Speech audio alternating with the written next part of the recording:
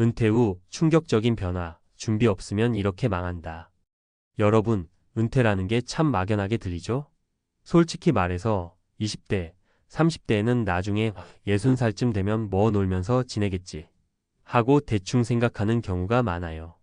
그런데 막상 은퇴가 코앞으로 다가오면 그때부터 머릿속이 복잡해집니다. 내가 정말 이 길로 계속 가도 되나? 돈은 모자라지 않을까? 은퇴하면 하루 종일 뭐하고 살아야 하나? 하는 고민들이 가슴 깊이 파고들죠. 어떻게 보면 은퇴는 인생의 다음 단계를 시작하는 신호탄 같은 거예요. 지금까지는 어느 정도 해야 할 일이 정해져 있었다면 은퇴 후에는 모든 게 자유로워지지만 동시에 불안과 두려움이 함께 찾아오기 마련입니다. 특히나 준비가 안 된 상태에서 퇴직을 맞이하게 되면 당장 내 생활비나 대인관계, 사회적 역할, 심지어 하루 일과까지 모두 180도 달라져 버려서 우왕좌왕하기 딱 좋습니다.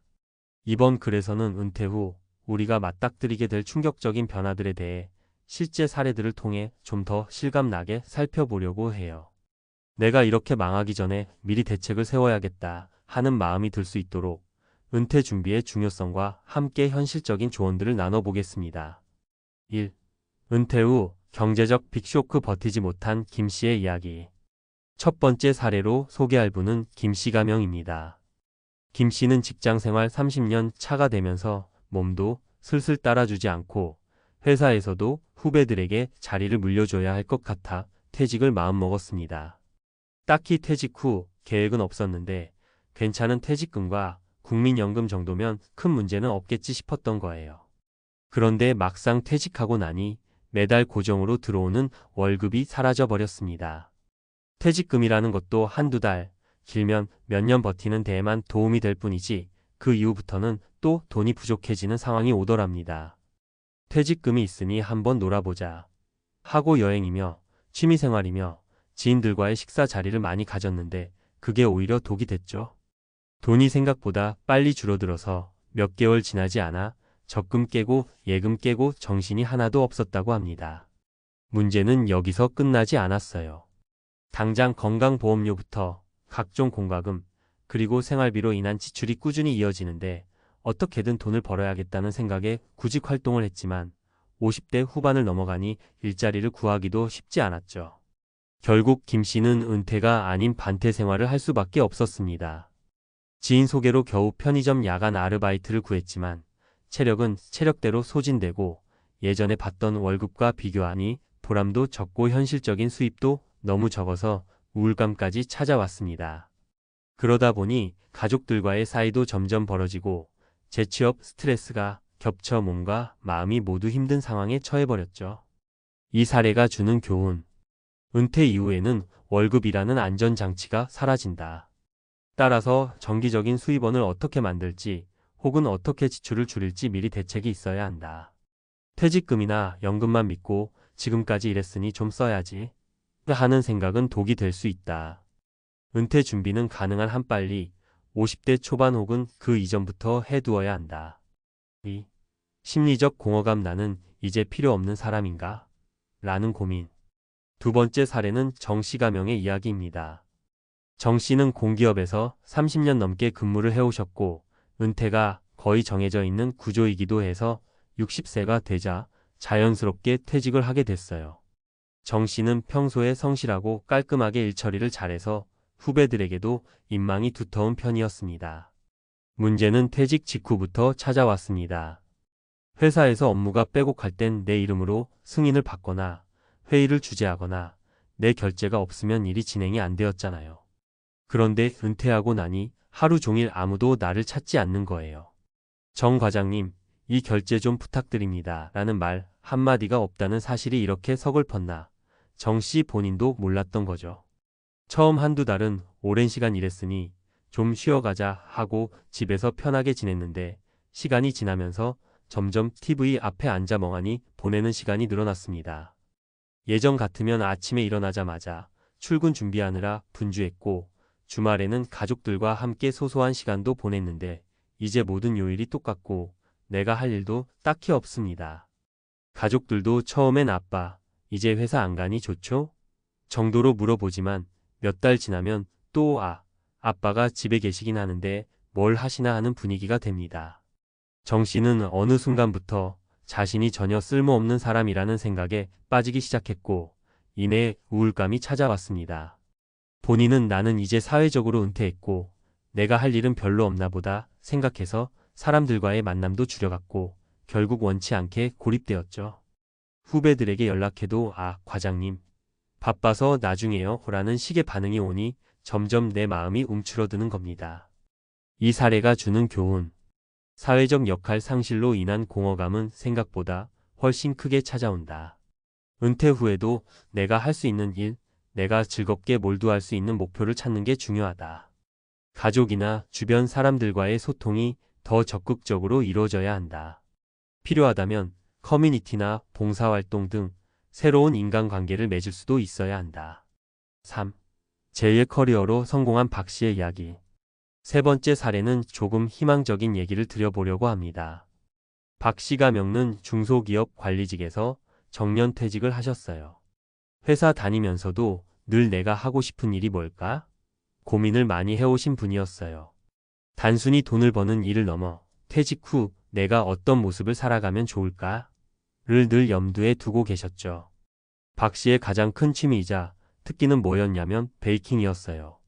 퇴직 전 주말마다 직접 빵을 굽고 지인들에게 나눠주고 레시피를 연구하는 게 삶의 낙이었습니다. 주변에서는 베이킹으로 가게라도 차려보지 그러냐? 는 농담 섞인 응원도 있었지만 당시에는 워낙 바쁘기도 하고 안정적인 급여를 포기하기도 어렵고 나이 들어서 가게 여는 게 두려워 미루고 있었죠. 그렇게 박 씨는 회사에서 퇴직을 앞두고 본격적으로 고민에 들어갔습니다. 어차피 정년이 가까우니 회사에 더 이상 기여하기도 어렵고 후배들에게 맡기는 게 맞다. 나는 이제 내 삶을 새롭게 시작해 볼 수 있지 않을까? 하는 생각이 컸다고 해요. 그래서 퇴직 1년 전부터 베이킹 자격증을 준비했습니다. 물론 지인 중에 실제로 카페나 빵집 운영하는 사람들과 정보도 공유하고 단기적으로 베이킹 스튜디오를 빌려서 시범 운영도 해봤죠. 퇴직 후 몇 달 동안은 자기만의 공간을 구하고 작은 규모로 시작했는데요.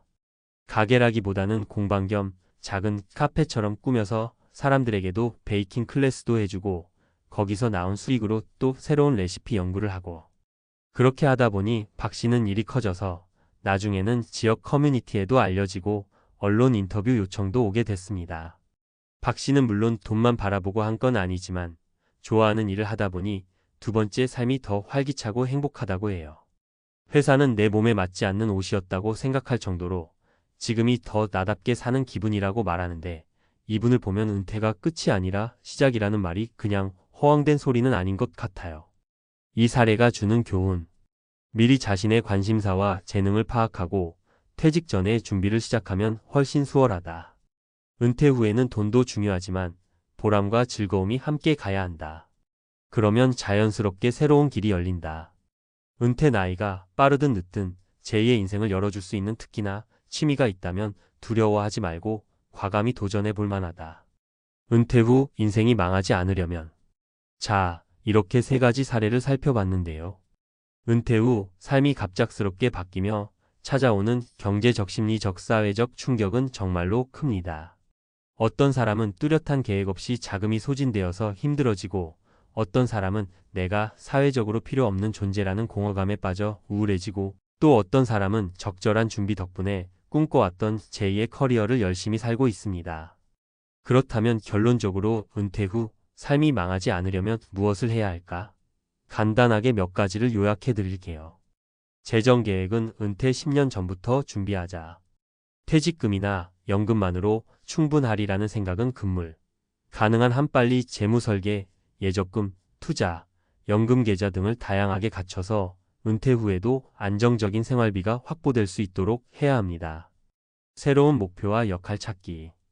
퇴직 후에도 내가 할 수 있는 무언가가 있어야 공허감과 무력감을 덜 겪습니다. 취미든 봉사든 작은 일자리든 시작해보세요. 해야 할 일이 생기면 삶의 활력이 돕니다. 커뮤니티와의 연결을 유지하거나 확장하기. 친구들, 동료들, 가족들과의 소통을 계속 유지하고 새로운 사람들을 만나려고 노력해야 합니다. 사람 관계에서 오는 즐거움과 정보 교류가 은퇴 후 삶을 풍성하게 만들어줍니다. 필요하다면 전문가의 도움받기.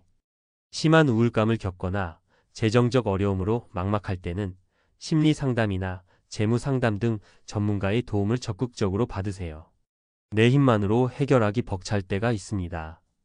은퇴는 끝이 아니라 전환점이다. 은퇴를 더 넓은 시각으로 바라보면 이제 진짜 내 삶을 살 수 있는 자유가 생겼다는 의미일 수도 있습니다. 물론 준비 없이 맞이하면 곤란하겠지만 미리 대비하고 마음가짐을 다지면 은퇴가 최악이 아니라 또 다른 시작이 되어줄 수 있죠. 여러분, 은퇴는 정말 인생에서 큰 전환점이 맞습니다.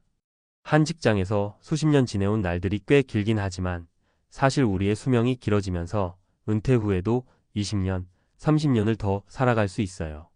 그 시간을 그냥 버리는 시간으로 만들지 않을 열쇠는 결국 우리의 준비와 선택에 달려 있습니다. 내가 은퇴하면 뭐 할까? 라는 질문을 조금만 더 진지하게 붙잡고 내가 원하는 삶이 뭔지 고민해보는 시간을 가져보세요.